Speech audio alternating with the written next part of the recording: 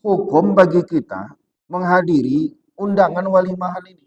Dia khusus hukumnya. Ulama sepakat bahwa semua undangan itu secara umum itu sunnah kecuali walimahan nikahan. Kalau diundang kita untuk akikahan, sunnah. Undang kita syukuran naik rumah, itu hukumnya sunnah. Semuanya sunnah. Tapi yang jadi persoalan adalah wal alwalimatul lati tuf'alu qabla al-akli aw walimatun ghaira zawaj fal ijabatu ilaiha sunnatun. Yang lain sunnah. Ini apa namanya, ada juga orang pesta sebelum akad nikah. Adapun pesta-pesta selain, ada pula orang kampung ini, belum akad nikah ada undangannya. Itu pun tak wajib. Yang wajib adalah baralek di akad nikah.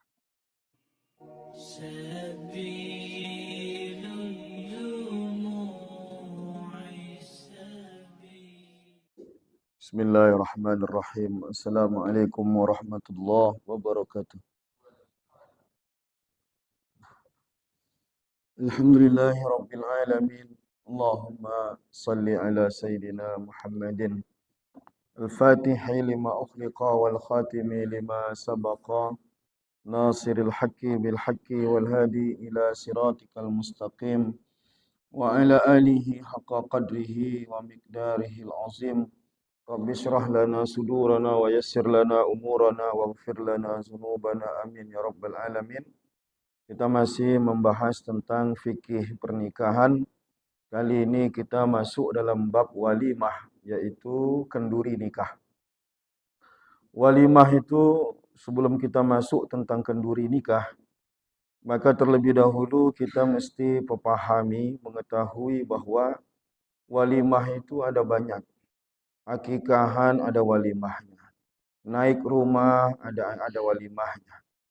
Bahkan orang yang tak jadi cerai itu ada walimahnya, namanya wakirah. Ada orang bertengkar hebat, dah hampir cerai dah, lalu didamaikan. Itu pun disunnahkan untuk membuat walimahan. Nah, sekarang yang akan kita bahas adalah walimah yang khusus, walimah nikahan. Jadi dalam kitab Matan Abi Syuja' ringkas saja dijelaskan sebelum kita masuk kepada syarahnya.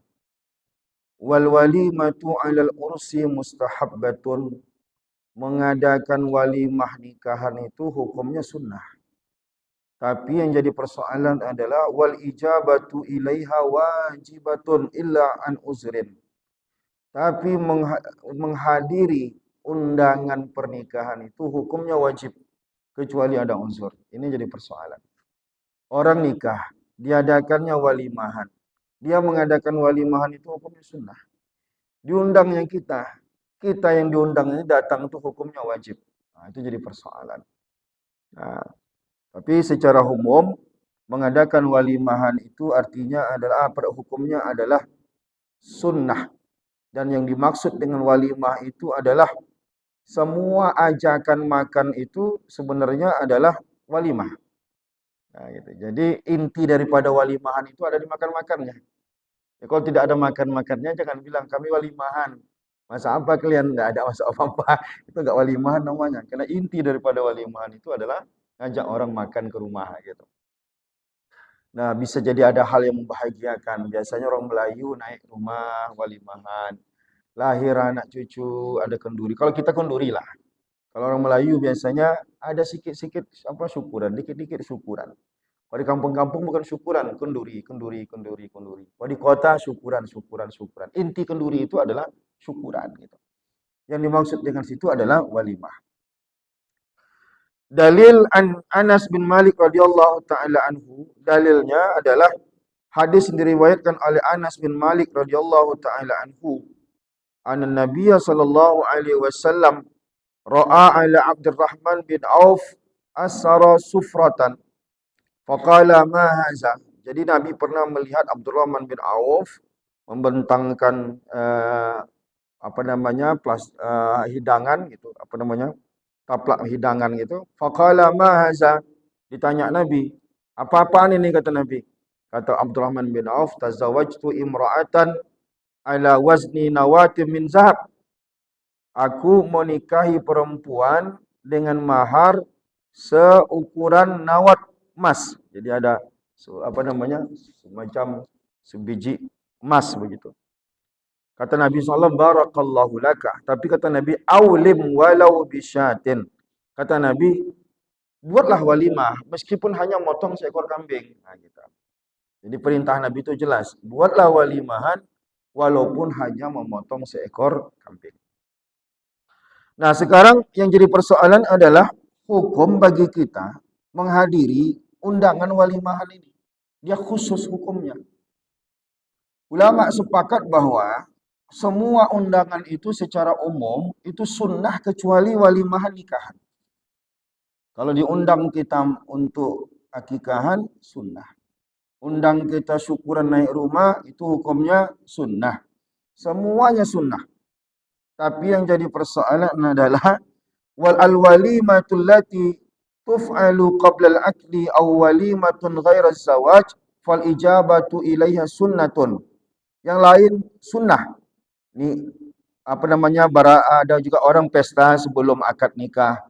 Adapun pesta-pesta selain ada pula orang kampung ini belum akad nikah ada undangannya. Itu pun tak wajib. Yang wajib adalah baralek di akad nikah. Begitu Syekh Isyam menjelaskan. Tapi kalau seandainya baralek pas akad nikah, tidak diundangnya kita, hukum mendatangnya juga wajib. Tapi kalau ada orang baralek sampai sepekan gitu, nah, hari pertama belum lagi, cuman pesta aja dulu, nikah nanti di puncaknya gitu. Itu belum lagi kita. Di puncaknya nanti itu pas akad itu, disitulah wajib bagi kita untuk hadir. Nah, tapi ada syarat-syaratnya. Apakah semua undangan nikahan itu wajib untuk kita hadiri? Ada syarat-syarat yang mesti terpenuhi. Satu, alla takuna da'watu mukhtassatan bil aghniya faqat. Wajib kita datang kalau ada undangan beralik nikah. Tapi ada beberapa syarat. Satu, undangannya itu tidak dikhususkan hanya untuk orang-orang kaya saja. Berarti kalau dikhususkannya undangannya orang kaya saja, berarti tak wajib kita datang. Jadi misalkan ada orang di listnya lah, kawan-kawan sekantornya. Ini ada nih dong. Ini direksi nih, banyak nih amplopnya. Dipilih-pilihnya. Tetangga-tetangganya yang fakir miskin nggak diundang. Maka kata Rasulullah, ini adalah syarrut ta'am, seburuk-buruk makanan. Seburuk-buruk makanan di tempat baralek, yang di mana di situ orang-orang kayanya diundang dan orang-orang miskinnya ditinggalkan. Apalagi di tempat kita ini kadang dipilihlah tanggal, kira-kira gajian orang tanggal berapa. Nah, dia lupa sebenarnya hidangan baralek itu sedekah. Kalau dia mengharapkan kembali, hilang nilai sedekahnya. Berarti ada transaksi. Kalau ada transaksi, berarti jual beli. Walaupun tidak ada transaksi gitu ya, tapi dia mengharap imbal dari apa yang dia berikan ke orang, maka batallah tabarruknya, batallah sedekahnya.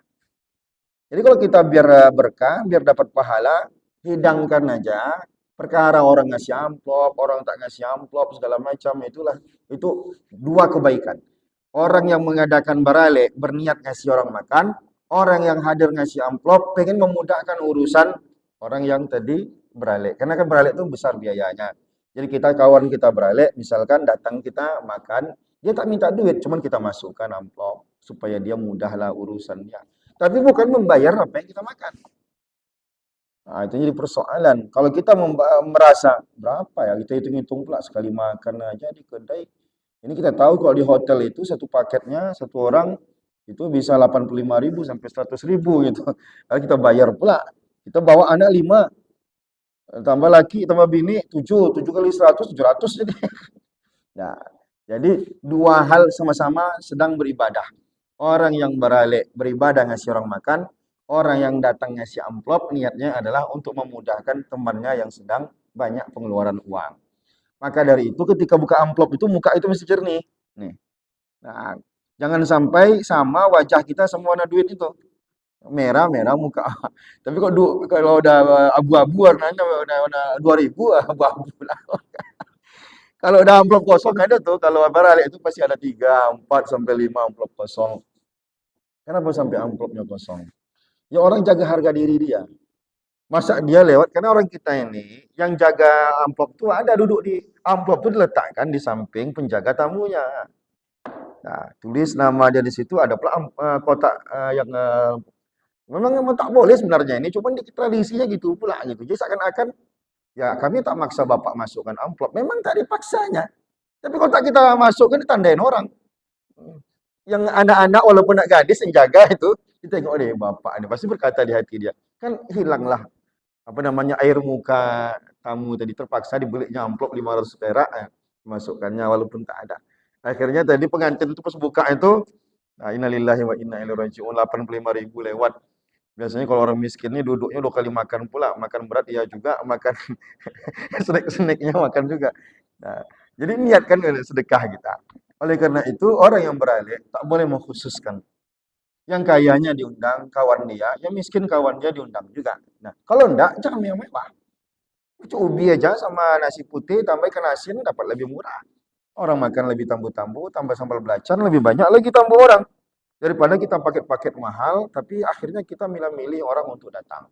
Wah ini amplopnya sekian nih, ini amplopnya sekian. Nah ini usaha nih, ini paling nanti dia gaji dia aja tak cukup, macam-macam pikiran kita. Nah akhirnya kita milih tanggal berapa ya. Kalau BUMN tanggal 25 gajiannya. Tapi kalau PNS tanggal 1 gitu. Kita bingung antara tanggal 25 atau tanggal 1 ya. Akhirnya pikiran itu pikirannya kapan orang gajian, kapan orang gajian. Kalau dibuatnya tanggal 24 otomatis lah itu. Kalau buat tanggal 20 sampai tanggal 24 insya Allah lah amplopnya tak 10.000 ke bawah gitu ya. Innalillahi wa inna ilaihi raji'un. Kalau kita sanggupnya berapa bersedekah? Sanggup kita cuma kambing seekor. Ya udah ikhlasnya kambing seekor, potong aja kambing seekor. Seikhlasnya kita nanti apa misalkan daun ubi tumbuk aja beli sebanyak-banyaknya. Ya, digulai daun ubi tumbuk itu kasih ke orang datang. Supaya ikhlas kita. Itu syarat pertama. Kalau dipilih-pilihnya orang yang kondangannya, maka tak wajib kita datang. Wah, kita tahu orang itu kalau ngundang orang dipilih-pilihnya, tidak wajib kita datang. Nah, kemudian ayyadu ilaihal mad'u bi ainihi. Dia ngundang itu khusus, bukan umum. Bapak-bapak semua pegawai BRK nih, siapa yang punya waktu nanti saya ngundang anak saya beralih hari Minggu. Berarti dia umum aja, tidak mengkhususkan ke kita. Maka seperti ini sunnah kita datang, tak wajib secara ain untuk kita datang. Perwakilan aja cukup lah. Nah, tak perlu sampai tak jadi fardu ain bagi kita untuk hadir. Maka kalau memang kita pengen secara, tapi kalau khusus datang dia, datang di rumah kita. Bang, atau datang dia duduk depan kita. Bang, anak aku beralih bang hari Minggu deh. Datang abangnya. Wah, iyalah. Kalau udah sampai khusus diundangnya kita, itu hak dia kita untuk datang. Kecuali ada uzur. Tak ada uzur kita, tak boleh kita tak datang. Wajib kita datang. Kecuali sakit, jauh. Atau satu hari itu beralih sampai 30 misalkan. Tak mungkin kita datang semuanya. Itu kita pilih-pilih yang terjangkau sama kita. Nah, ayyada'a ilaiha fil yaumil awal. Amma fil yaumil sanis awis salif fasunnatun. Yang kalau ada orang beralih 3 hari berturut-turut, biasa kan kalau orang terpenuli ini, kalau beralih 3 hari, motong kerbau gitu kan. 3 hari berturut-turut, maka yang wajib itu hari pertama saja. Nah, hari kedua, hari ketiganya itu nggak wajib lagi kita untuk datang. Apalagi, banyak di antaranya adalah alla yakuna fiha mungkarun, tidak ada kemungkaran. Jadi datang kita, musiknya tum dari jauh lagi dah kedengaran, sakit jantung kita. Tengok ada apa disco di situ. Innalillahi wa inna ilaihi raji'un. Enggak ada disco, santai, cuma lenggok-lenggok perempuan di situ. Awak pun makan beralik itu ke mata awak ke panggung aja, bini awak sebelah. Merusak harmoni sok bini awak, pulang orang nikah awak berkelahi di rumah gara-gara itu. Mata awak habisnya pantat perempuan tu aja. Innalillahi wa inna ilaihi raji'un. Dah, baca ada maksiat. Contohnya misalkan ada joget-jogetan yang maksiat, ada misalkan khamar di situ, berarti ada kemungkaran. Maka kita tahu, tidak datang kita tidak apa-apa. Nah, maka tak datang kita tidak apa-apa. Atau ini orang sedang dijauhi di masyarakat karena dia sedang dikucilkan. Ada orang berusuh di masyarakat. Dia aja berusuh di masyarakat tuh sampai buat onar, apa namanya, misalkan bini orang diganggunya, mabuk, suka meracau tengah malam, dinasehati tak mempan. Lalu masyarakat di situ sepakat bahwa kita kucilkan dia sampai dia bertobat. Nah, orang yang sedang dikucilkan ini belum bertobat dia, maka diundangnya kita beralik nikah, kita tak datang. Tak wajib hukumnya kita datang karena kita sedang proses untuk mentobatkan dia. Nah, jadi di dalam Islam itu dibolehkan. Misalkan ada di masyarakat kita satu orang, bengal kali otak, mabuk, semua besi orang di paret itu dicuri sama dia. Tengok di CCTV muka dia, tetangga hilang, tahu CCTV muka dia juga lagi. Dia adukan ke polisi, nanti kasihan pula anak-anaknya. Lalu datang orang tua, situ datanglah ke rumah dia menasehati. Berhentilah kau nyuri-nyuri besi ini, kata orang. Enggak juga dia bertobat. Ah, ya udahlah, maka PRT, PRW, semua masyarakat sepakat ini sampai bertobat dia jangan kita cakapin. Sakit pun dia tak kita kunjungi. Bahkan kalau kita kunjungi dia sakit, bisa berdosa kita. Karena gagal dia bertobat gara-gara kita datang ketika dia sakit. Nah, jadi beralih dia, diundangnya kita yang tadinya wajib berubah hukumnya karena dia sedang dikucilkan di masyarakat. Nah, itu dia. Jadi banyak syarat-syaratnya yang membuat kita tidak wajib hadir. Tapi dalam keadaan kita apa namanya? Di antaranya apa? An la yakuna fi malid da'i syubhatan qawiyatan. Bahwa kita tahu yang mengundang ini harta dia itu syubhat semuanya. Misalkan kita tahu apa? Apalagi kalau haram semua. Apa usaha bapak itu diundangnya kita beralik nikah? Jual tua katanya. Nggak ada usaha dia lain. Oh, nggak ada usaha dia lain. Ah, udahlah, nggak usah datang. Nah, kecuali orang punya holding usaha haram, usaha halal gitu. Jadi dia jual tua memang, tapi ada jual ciki-cikinya gitu. Masih ada mungkin kan dia jangankan jangankan beralik, dia ngasih sedekah pun gitu juga. Kita kan minta duit bang, minta duit bang. Tengok orangnya, semua hasil penghasilan dia haram. Nggak boleh kita dapat ambil. Tapi ada yang halalnya gitu. Seperti sebenarnya jualnya jual tua, tapi ciki-cikinya jualan juga dia.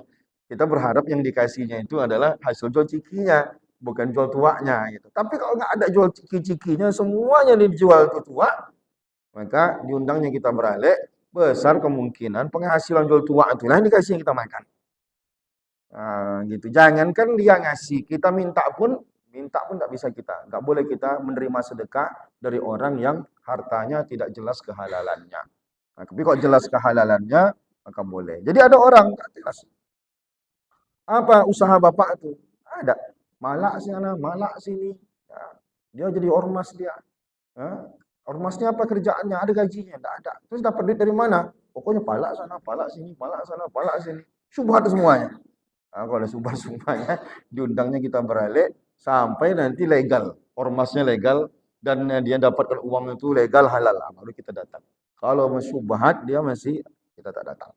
Nah, inilah beberapa ketentuan di mana kita menjadi wajib hukumnya untuk datang. Tapi kalau di luar itu ada juga uzur-uzur, misalkan kita sakit atau tadi apa kita kejauhan kali pula diundangnya kita Bangkinang sana, tidak semudah itu untuk hadir.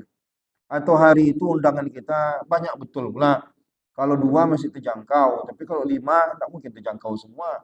Ngasih amplop pula ke 5 tempat beralek itu nauzubillah itu bisa setengah gaji awak. Nah, gitu. Jadi ada alasan-alasan tertentu. Tapi selagi kita sanggup normal, tidak ada tadi hal-hal yang mencegah kita untuk hadir, maka hadir hukumnya wajib. Beda dengan baralek yang lain. Misalkan akikahan dan lain-lain hukumnya sunnah. Nah, ini bedanya undangan nikahan dengan undangan yang lain. Wallahu a'lam bishawab. Assalamualaikum warahmatullahi wabarakatuh. Ah, oh ada diskusi ya, silakan satu. Ya, silakan.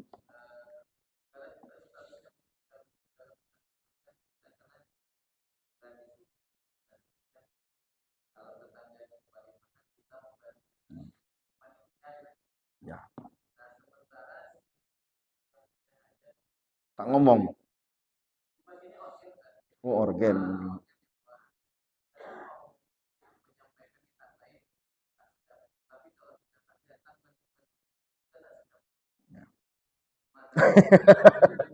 Itu masalah kan. Mau dibilangin nanti tak enak hati. tak datang pun nanti. Sebenarnya seberapa sulit kita ngasih tahu orang, bang, nggak usah, nggak boleh sebenarnya kayak gini. Seberapa sulit kita bilang seperti itu. Kalau kita lihat ada kemungkaran depan kita sebenarnya, hukum menyampaikannya itu adalah suatu kewajiban bagi kita. Selagi kita mampu untuk mengerjakan. Jangankan itu. Ada orang di sini nampak kita, nampak celengannya ketika di sholat. Di rukuk dia, nampak celengannya. Ngasih tahunya hukumnya apa? Nah, itu kan berat itu. Saya aja kadang tak tega saya ngasih tahunya, takut marah dia gitu. Nah, mau ngasih tahunya sebenarnya wajib. Tunduk di rukuk dia, pakai celana jeans dia, pakai baju kaos pendek. Apa tak nampak celengannya? Tapi tak sah sembayang dia. Nah, kita kasih tahu. Ada orang berbuat maksiat secara umum, kita nahi mungkar untuk memberitahu. Nah, cuman gimana? Kan tadi bukan haram kita untuk hadir, tapi boleh untuk tidak hadir. Ya, tak jadi wajib dia, tapi boleh untuk tidak hadir. Ada pilihan bagi kita untuk tidak hadir. Bukan berarti kita berdosa, kecuali kita tergolong orang yang sudah tolong menolong untuk berbuat maksiat. Tapi kan kita tak tolong dia dalam maksiatnya, kita nolong dia masaknya. Nah, gitu. Kecuali kita pula yang membangunkan panggungnya, itu kita berarti ta'awun kita dalam perbuatan maksiat. Nah, kami nyewa striptis nih. Kayak cewek joget nanti kata ibu, kata bapak tuh mendengar pula bapak dia kepala mafia di kampung itu.